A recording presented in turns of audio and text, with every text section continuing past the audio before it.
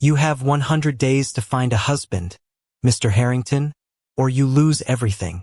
Donald Harrington stared at the attorney across the 20-foot mahogany conference table, certain he had misheard him. Outside the floor-to-ceiling windows of Harrington Tower, Manhattan glittered beneath a cold December sky, but inside the room, Donald felt the future he had spent 29 years preparing for suddenly shift beneath his feet. Say that again. Arthur Bennett adjusted his glasses and turned the final page of Donald's grandfather's will toward him. Your grandfather placed one condition on the controlling shares of Harrington Holdings. You must be legally married before your 30th birthday. If you are unmarried when you turn 30, control of the trust passes to the secondary beneficiaries. Donald's jaw tightened.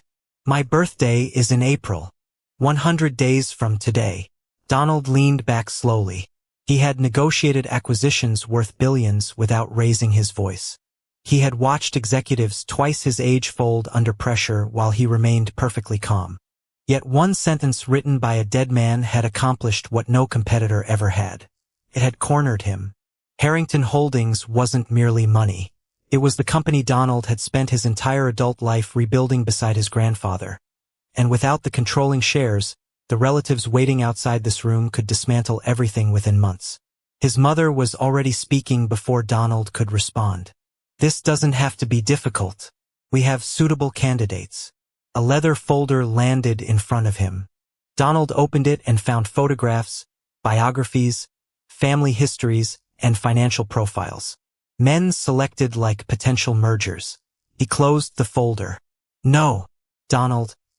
I'm not marrying someone you've chosen because his family owns the right companies.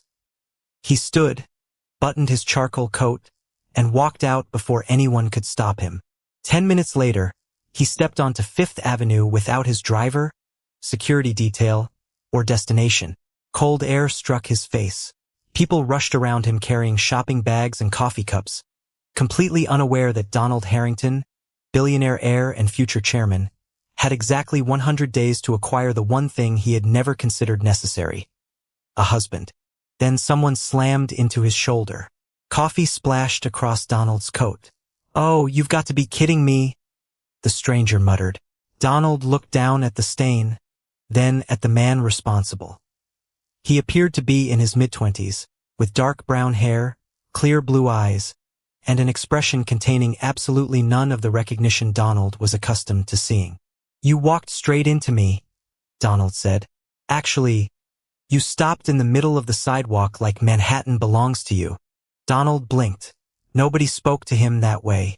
Do you know who I am? The stranger studied his face for 2 seconds. Should I? Something unexpected almost became a laugh in Donald's throat. Donald. Edward Sinclair. Edward offered him a handful of napkins, glanced at Donald's expensive coat without appearing impressed, and checked his watch. Well, Donald, congratulations. You're officially the strangest part of my morning, but I'm late for work. He disappeared into the crowd before Donald could answer. Donald remained motionless as hundreds of strangers flowed around him. Edward hadn't recognized his name, hadn't cared about his watch, his coat, his money, or the Harrington Empire. He had treated Donald like an ordinary man blocking a sidewalk. For the first time that morning, the impossible problem in Donald's mind became strangely simple. He turned toward his assistant, who had finally caught up with him. Find Edward Sinclair. She stared at him. Who? Donald watched the stranger vanish beyond the intersection and said the words that would change both their lives. I think I just found my husband. Edward Sinclair had almost convinced himself that the strange man from Fifth Avenue was nothing more than an amusing story when a black sedan stopped outside the small midtown bookstore where he worked the following afternoon. Donald Harrington stepped out wearing another immaculate charcoal coat, and this time Edward's manager nearly dropped a stack of hardcovers. That was when Edward finally understood exactly who had been standing in front of him with coffee on his sleeve. 20 minutes later, they sat across from each other in a quiet cafe 2 blocks away. So you are that Donald Harrington, Edward said. Apparently. And you had someone track me down. My assistant found you. Edward raised an eyebrow. That sounds much less unsettling when you say it quickly. Donald almost smiled. but instead placed a slim folder on the table. Edward stared at it. What is that? A proposal. For what? Donald folded his hands. Marriage. Edward looked at him for several silent seconds before glancing around the cafe as though expecting hidden cameras. I am sorry. Did you just ask a stranger to marry you? For 100 days. Donald explained the inheritance condition without embellishment. His grandfather's will, his approaching 30th birthday, the controlling shares, the family members waiting to seize control. Edward listened until Donald reached the financial offer. $2 million, Donald said. Edward slowly pushed the folder back across the table. No. Donald's expression changed. You have not read it. I heard the important part. The amount is negotiable. Edward laughed softly. You really think everything has a price? Most things do. Then find someone who agrees with you. Edward stood, but Donald's next words stopped him. What would make you consider it? Edward looked down at him. For the first time, Donald did not sound commanding. He sounded curious. Edward sat again, opened the folder, and began reading. 10 minutes passed, then 15. Donald watched Edward remove a red pen from his coat pocket and start crossing out entire sections. What are you doing? Making this less ridiculous. Edward struck through a clause concerning public appearances. He rewrote another concerning personal schedules. You do not decide where I go when I am not attending something required for this arrangement. You do not interfere with my job. You do not control who I speak to. And this section about wardrobe approval is disappearing completely. Donald stared at the red marks covering a contract prepared by one of Manhattan's most expensive legal teams. Anything else? Yes. Edward wrote one final sentence at the bottom of the page and turned it around. If we do this, I am your husband on paper. I am not your employee, and I am definitely not something you purchased. Donald read the sentence twice. Edward expected an argument. Instead, Donald picked up the pen and signed beneath it. Edward's confidence faltered. You are agreeing? Those are reasonable conditions. Your attorneys are going to hate me. They already hate everyone. That earned the first genuine smile Donald had seen from him. Edward looked down at the signature, then at the man across from him. Yesterday they had been strangers arguing over spilled coffee. Today they were negotiating a marriage. There is one more condition, Edward said. When the 100 days end, we walk away clean. No obligations. No complications. Donald extended his hand. Agreed. Edward hesitated before taking it. Neither man noticed that Donald held on a second longer than necessary. Outside, snow began drifting between the Manhattan buildings as Donald's phone displayed the countdown he had created that morning. 99 days remained, and for reasons he could not explain, the number suddenly felt much smaller. The wedding took 11 minutes. Edward knew because he checked the clock twice, still unable to believe that a Tuesday morning at Manhattan City Hall had somehow become his wedding day. Donald stood beside him in a perfectly tailored navy suit while Edward wore the best dark suit he already owned, refusing Donald's offer to buy him something new. There were no flowers, no music, and no family members smiling from rows of chairs. Donald's attorney served as one witness, and Donald's assistant served as the other. When the clerk asked them to exchange rings, Donald produced 2 simple platinum bands. Edward stared at his. You planned everything. I plan everything. That might become a problem. It usually does. Edward almost laughed. Then Donald slid the ring onto his finger, and something about the quiet certainty of the gesture made Edward forget the contract for half a second. He quickly reminded himself what this was. 100 days. A legal arrangement. Nothing more. By lunchtime, Edward Sinclair was officially Edward Sinclair, husband of Donald Harrington, although the ordinary name on his bookstore identification badge suddenly felt connected to a world he barely recognized. The real shock arrived when they stepped outside. Cameras were waiting across the street. Someone had leaked the marriage. Questions flew toward them from every direction. Edward froze. Donald immediately moved closer, not touching him at first, simply placing himself between Edward and the crowd. Stay beside me, Donald said quietly. Was this part of your plan? No. Good. I would hate to see what happens when one of your plans actually goes wrong. Donald glanced at him, and Edward caught the smallest hint of amusement before they entered the waiting sedan. Within an hour, photographs of them were everywhere. By evening, Edward's phone contained more messages than he had received in the previous year. Reporters had called the bookstore. Former classmates had suddenly remembered his number. Complete strangers were debating whether he was a secret millionaire, a social climber, or Donald Harrington's hidden love of several years. Edward stared at one headline on his phone and shook his head. Apparently we met in Paris. Donald looked up from his tablet. I have not been to Paris in 3 years. Apparently I was there too. Donald's penthouse occupied the top floors of a building overlooking Central Park. Edward entered carrying one suitcase and stopped inside a living room larger than his entire apartment. Glass walls framed miles of Manhattan lights. Everything was polished, expensive, and strangely quiet. Your room is down the hall, Donald said. Edward turned. My room. You requested personal boundaries. I did. Donald indicated the opposite side of the penthouse. My room is there. Your space is yours. I will not enter without permission. Edward had expected arrogance. The respect caught him off guard. He placed his suitcase beside the guest room door. So what happens now? Tomorrow, nothing. You go to work. I go to the office. And after that?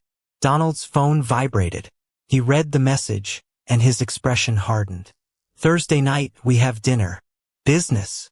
Family. Edward immediately understood from Donald's tone that the second word was worse.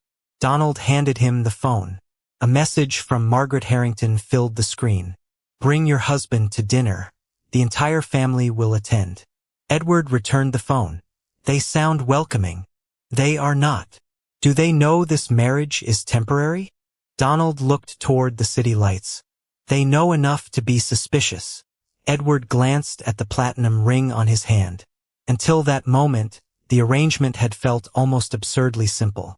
Sign papers, share an address, survive 100 days. But somewhere beyond those windows, the Harrington family was already waiting to decide whether Edward Sinclair belonged beside Donald. Donald checked the countdown on his phone before locking the screen. 98 days remained. Their marriage had barely begun, and already they had an audience. By the time Edward reached the Harrington estate on Thursday evening, he understood why Donald had called family dinner worse than business. The house stood behind iron gates in Westchester County, nearly an hour north of Manhattan, with stone walls, tall windows, and enough carefully maintained land to make Edward feel as though he had entered another world. Donald had been unusually quiet during the drive. You can still tell me what I am walking into, Edward said. Donald looked toward him. My mother will be polite. My uncle will ask questions designed to sound harmless. My cousin Charles will assume you married me for money. And what should I do? Nothing. I will handle them. Edward adjusted his tie. You are forgetting something. What? I am your husband, not your employee. Donald held his gaze for a moment, then nodded. Right? Dinner began with perfect manners and uncomfortable silence. Margaret Harrington welcomed Edward with a smile that never reached her eyes. Donald's uncle asked where Edward had attended college, where his parents lived, and how long he had worked at the bookstore. Charles barely waited for dessert. It must be quite an adjustment, he said. Going from selling books to living above Central Park, Edward set down his coffee. The elevator ride is longer. Donald nearly smiled. Charles did not. I only mean that Donald's world can be difficult for someone unfamiliar with it. Edward is adapting perfectly well, Donald said. His voice remained calm, but the conversation ended immediately. Edward looked at him, surprised. Donald did not look back. 23 days later, Edward was still remembering that moment when they entered a charity gala at a Manhattan hotel. By then, public appearances had become routine. Reporters waited outside restaurants. Business magazines analyzed their marriage. Edward had learned how to ignore cameras, but he had not learned how to ignore Donald. Somewhere between shared breakfasts and late drives home, the billionaire had become less predictable. Donald remembered that Edward preferred tea after dinner instead of coffee. He sent a car when snow made the subway unreliable, then insisted it was merely practical. He began coming home earlier without explaining why. At the gala, hundreds of guests filled the ballroom beneath crystal chandeliers. Edward recognized almost nobody. Donald recognized everyone. "You look uncomfortable," Donald murmured. "I am surrounded by people who could probably purchase my entire neighborhood. Half of them are deeply boring." Edward laughed, and several cameras turned toward them. Donald extended his hand. Edward looked down at it. "What are you doing? We are supposed to look convincing." Edward placed his hand in Donald's. "For the cameras?" Donald's fingers closed gently around his. "No."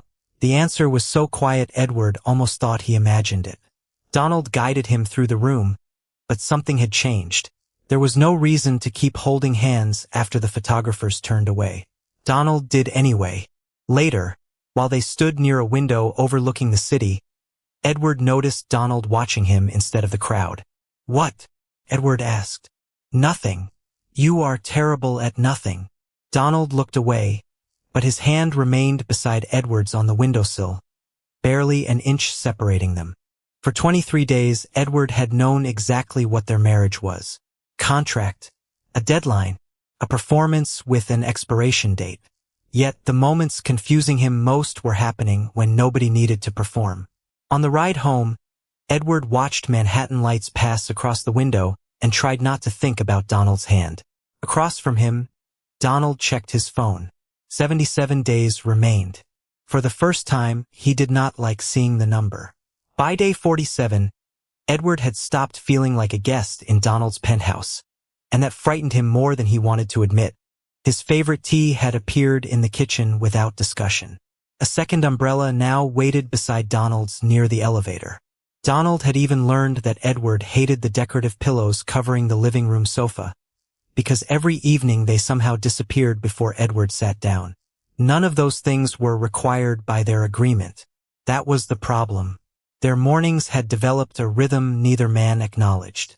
Edward usually reached the kitchen first, and Donald appeared 10 minutes later, already dressed for work but still carrying the quiet exhaustion of someone who slept too little. "You need breakfast," Edward told him one morning. "I have a meeting at 8. That was not an answer. Donald looked at the plate Edward pushed toward him. "Are you always this controlling?" "Only with billionaires who think coffee counts as food." Donald sat down. Edward smiled because winning arguments with Donald Harrington had become one of the unexpected pleasures of his temporary life. Later that week, a winter storm swept across Manhattan. By evening, snow covered the streets and wind rattled the tall windows of the penthouse. Several neighborhoods lost power, and shortly after 9, the lights around Edward suddenly vanished. Emergency lighting came on seconds later, leaving the apartment in a dim amber glow. Edward found Donald standing beside the windows, looking down at a city transformed by snow. "No laptop?" Edward asked. "Battery is nearly dead." "No conference calls?" "Apparently civilization has collapsed." Edward laughed and brought 2 mugs of tea from the kitchen. Donald accepted one. For nearly an hour, they talked without schedules, cameras, attorneys, or family members nearby. Donald told Edward about his grandfather teaching him to read financial reports when he was 12. Edward told Donald about spending Saturday afternoons in public libraries because books had been the cheapest way to visit places his family could never afford to travel. "That explains the bookstore," Donald said. "Books never asked me to impress them." Donald looked at him. "Neither do I." Edward's smile faded slightly. "You did offer me $2 million to marry you. That was not my finest argument." "No, it was memorable." Silence settled between them, comfortable until Edward realized Donald was still watching him. The storm softened outside. Somewhere below, car horns sounded faintly through the snow. Donald stepped closer, slowly enough that Edward could have moved away. He did not. For one suspended moment, the distance between them felt smaller than the contract, smaller than the remaining days, smaller than every rule they had written. Donald lifted a hand, then stopped before touching Edward's face. Edward's heart tightened. "Is this in the contract?" he asked softly. Donald lowered his hand. "No." Edward searched his expression. "Then that makes it dangerous." "Why?" "Because I know how to pretend to be your husband when people are watching."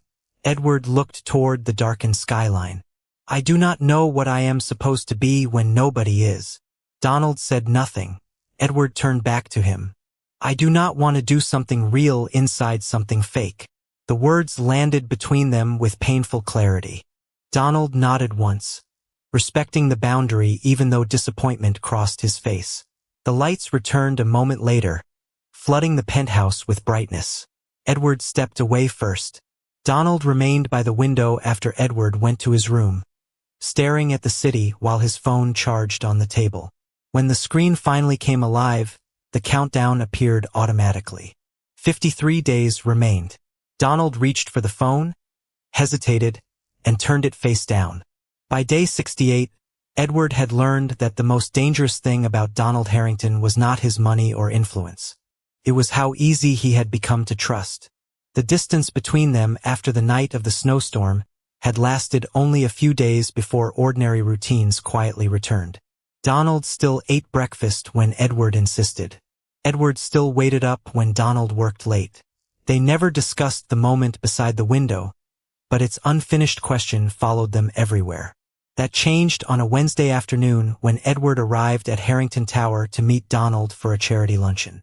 Donald's assistant asked him to wait outside the conference room because a meeting was running late. Edward was checking his phone when he heard Margaret Harrington's voice through the partially open door. "The investigators found nothing useful. Sinclair has no hidden debts, no criminal history, no secret connections. He is exactly what he appears to be." Edward went still. Donald answered, "I told you to stop investigating him after you allowed the background review to begin. Do not rewrite history because you have become attached." Edward felt the words settle heavily in his chest. Margaret continued, "You knew from the beginning that the trustees would examine this marriage. You knew Edward's finances, employment, family, and personal history would be scrutinized. Did you ever tell him?" Silence followed. That silence answered everything. Edward pushed open the door. Donald stood immediately. "Edward." Margaret gathered her papers with perfect composure. "I believe this conversation belongs to the two of you." When she left, Edward remained near the doorway. "How much?" he asked. Donald's expression tightened. "How much what? How much of my life did your family investigate?" "Edward, let me explain. My job? My bank records? My family?" Donald did not answer quickly enough. Edward gave a small, disbelieving laugh. "You knew. The trustees required verification before recognizing the marriage. I should have told you. But you did not." "No." Edward looked at the man he had slowly begun to believe he understood. "Every time your family questioned me, every time reporters appeared, every time I wondered why strangers suddenly knew things about my life, you knew this was possible. I tried to stop it. After it started." Donald stepped closer. "You are right. I made the decision for you because I thought I could control the situation." "That is exactly the problem, Donald. You always think control makes something acceptable." Donald stopped. Edward removed the platinum ring from his finger and placed it carefully on the conference table. Donald stared at it. "Do not do this because of one mistake." "It is not one mistake." Edward's voice remained quiet. "I have spent weeks trying to figure out which parts of this are real. Breakfast, the rides home, that night during the storm, the way you look at me when nobody else is there. Now I find out there was another part of the arrangement you decided I did not need to know." Donald's composure finally cracked.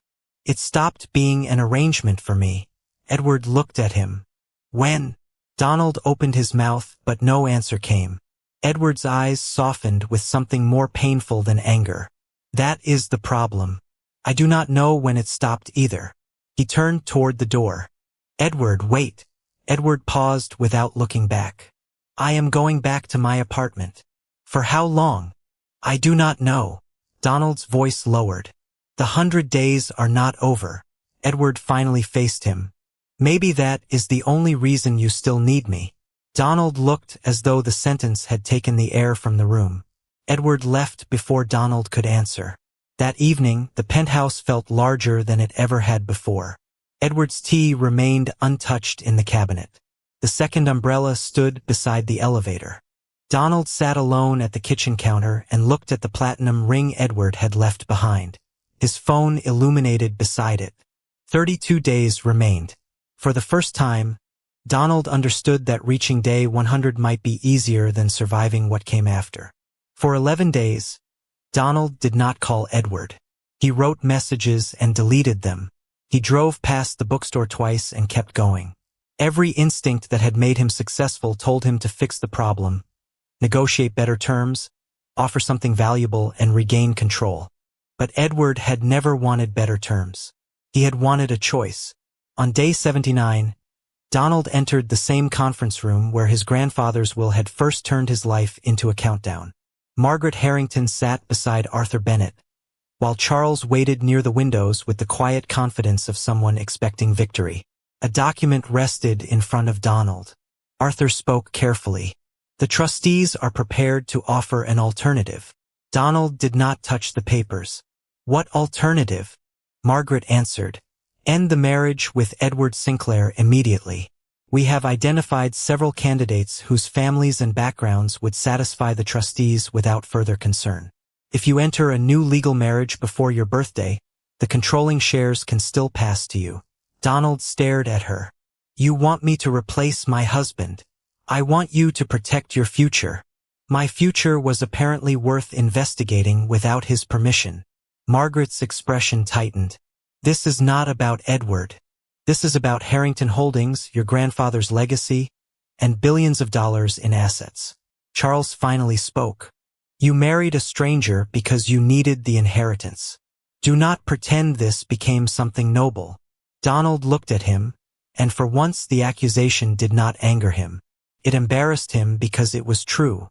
He had chosen Edward because Edward had seemed convenient, unconnected, unknown, temporary.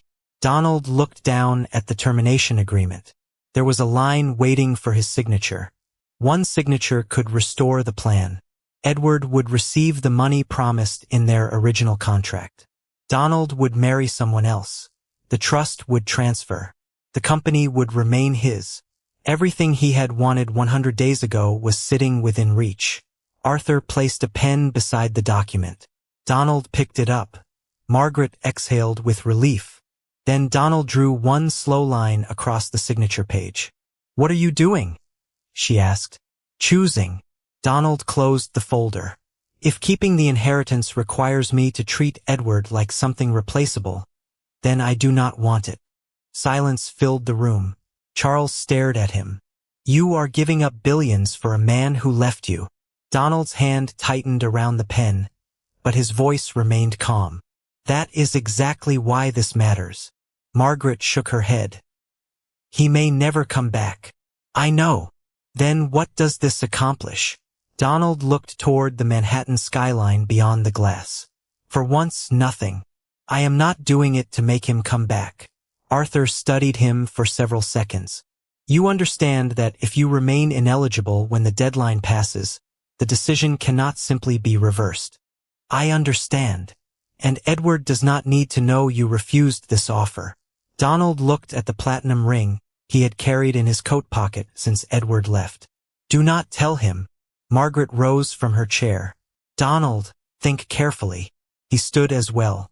I have spent my entire life thinking carefully. That is how I turned a marriage into a transaction in the first place. He left the conference room without the termination agreement. Across town, Edward was shelving new arrivals at the bookstore, unaware that his phone contained no message from Donald because Donald had finally understood that love could not be another negotiation. That night, Donald returned to the penthouse alone. Edward's tea was still in the cabinet.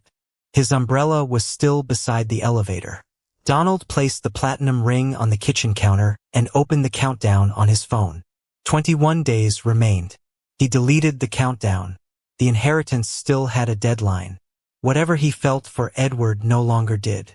Day 100 arrived without celebration. Donald turned 30 beneath a gray April sky, but there were no balloons in the penthouse, no champagne waiting in the kitchen, and no family gathering to mark the birthday that had controlled nearly every decision of the previous 3 months. At 10 that morning, Edward arrived at Harrington Tower wearing the same dark suit he had worn at City Hall. Donald was already waiting in Arthur Bennett's office. For several seconds, neither man spoke. They had not seen each other since Edward walked away 32 days earlier. Donald looked more tired than Edward remembered, but calmer too. "Happy birthday," Edward finally said. "Thank you." Arthur placed the final documents between them. Because their private agreement had reached its 100th day, Edward could formally release Donald from every personal obligation connected to it. Their legal marriage would remain in place until separate paperwork was completed, but the bargain that had created it was over. Edward signed first. Donald signed after him. No hesitation. No dramatic argument. Just 2 names on paper. Edward stared at Donald's signature and felt an unexpected emptiness. "So that is it," he said. Donald nodded. "That is it." Edward waited for something else. An explanation. An offer. Perhaps even another impossible proposal. Donald gave him none. Instead, he removed an envelope from his briefcase and slid it across the desk. "The compensation from our agreement. Every dollar promised to you." Edward did not touch it. "You still think I care about that?" "No." Donald's answer was immediate. "But I made a promise, and keeping it does not require anything from you." Edward looked at him carefully. This was not the man who had once believed every problem could be solved by increasing the price. "What happens to the inheritance?" he asked. Donald buttoned his coat. "That is no longer your responsibility." The answer irritated Edward, but before he could press further, Donald offered a small, almost painful smile. "Take care of yourself, Edward." Then he left. Edward remained in the office, staring at the empty chair. Arthur began gathering the documents. "He really is not going to tell you," the attorney murmured. Edward looked up. "Tell me what?" Arthur stopped. For a moment, professional caution crossed his face. Then he sighed. 21 days ago, the trustees gave Donald another option. End his marriage to you, marry an approved candidate before today, and retain control of the inheritance. Edward's breathing slowed. He refused. Immediately. "Why did nobody tell me?" "Donald specifically asked us not to." Arthur looked toward the closed door. "He said if you returned because you knew what he sacrificed, then the sacrifice would become another transaction." Edward stared at him. What did he lose? Control of the Harrington Trust. Several $billion in assets, along with the voting shares he spent years preparing to inherit. The room seemed suddenly too quiet. Edward remembered every accusation he had made, every doubt, every time he had wondered whether Donald wanted him or merely needed the marriage. "He gave that up knowing I might never come back?" Arthur nodded. "Yes." Edward looked at the platinum ring he had carried in his pocket for 32 days. Donald had chosen him when there had been no audience, no guarantee, and no reward. More importantly, Donald had never used that choice to demand forgiveness. Edward stood so quickly his chair rolled backward. "Where is he?" Arthur glanced at the clock. "He left for the penthouse, but his assistant said he planned to go out afterward." Edward was already moving. He crossed the lobby, stepped onto Fifth Avenue, and searched the crowded sidewalk while memories rushed through him. Spilled coffee, red ink across a contract, 2 umbrellas beside an elevator, tea during a snowstorm, a hand held after the cameras turned away. Then Edward remembered where Donald had been standing when their lives first collided. He began walking faster. 3 blocks later, he saw a familiar charcoal coat near the same corner where a stranger had once stopped in the middle of Manhattan with no idea how to solve an impossible problem. Donald turned. Surprise crossed his face as Edward approached, breathless, holding a platinum ring in his hand. For several seconds, Donald simply stared at Edward as Manhattan moved around them. Cars rolled through the intersection, Pedestrians hurried past with coffee cups and shopping bags, and somewhere nearby a cab sounded its horn, but Donald seemed to hear none of it. His eyes dropped to the platinum ring in Edward's hand. "Arthur told you," he said. Edward nodded. "He told me what you gave up." Donald looked away. "He was not supposed to." "Why?" "Because I did not want you coming back because you felt guilty." Edward stepped closer. "You gave up billions of dollars and never planned to tell me. The money was the reason I married you. I could not let it become the reason you stayed." Edward swallowed, suddenly remembering the man who had once placed a contract between them and assumed a larger number could solve every objection. That man would have announced his sacrifice like another bargaining position. The Donald standing before him had walked away with nothing guaranteed in return. "You should have told me about the investigation," Edward said. "I know. You should have trusted me enough to let me make my own decisions." "I know that too." Donald met his eyes. "I cannot change what I did. I can only make sure I never make that choice for you again." Edward opened his hand and looked at the ring. "Then let me make one now." Donald's expression changed. "Edward, I did not come here because of the inheritance. I came because Arthur finally showed me something I should have understood earlier. You chose me when there was nobody watching." Donald remained silent. "You chose me when you believed I was gone," Edward continued. "You chose me when doing it cost you everything you thought you wanted." "Not everything." Donald's voice was quiet. Edward looked up. Donald reached into his coat and removed a folded sheet of paper. "I was going to leave this at the bookstore." Edward unfolded it. The page was blank except for Donald's signature at the bottom. Edward almost laughed. "What is this?" "The first agreement I have ever offered without terms." "That is not how agreements work." "I am learning." Donald took a breath. "No contract, no payment, no deadline, no family requirement. If you walk away, I will respect it. If you stay, I want it to be because you chose me." Edward studied the blank page, then the man standing before him. "And what exactly are you asking?" Donald's practiced confidence disappeared. "I am asking whether we can start again. Not as strangers fulfilling an arrangement. Not as a billionaire and the man he hired to solve a problem. Just Donald and Edward." Edward felt his eyes sting, but he smiled. "You know we are technically still married. Arthur mentioned that. So your proposal needs work." "I have been told that before." Edward slipped the platinum ring onto his finger. Donald stared at it as if the smallest circle of metal had suddenly become more valuable than the entire Harrington Trust. "I have one condition," Edward said. Donald's mouth curved into the smile Edward had once needed weeks to earn. "Of course you do." Edward held up the blank page. "No expiration date."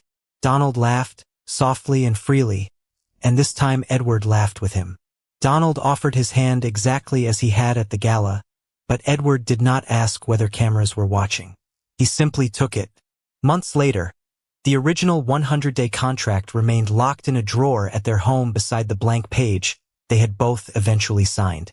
Donald built a future that belonged to him rather than an inheritance, while Edward kept working among the books he loved until he was ready to choose something new.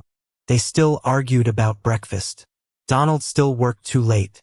Edward still moved the decorative pillows off the sofa. Nothing about their life became perfect, and neither of them wanted perfection anymore. What mattered was that every morning they woke up with the same freedom they had once been afraid to give each other. The freedom to leave and the choice to stay.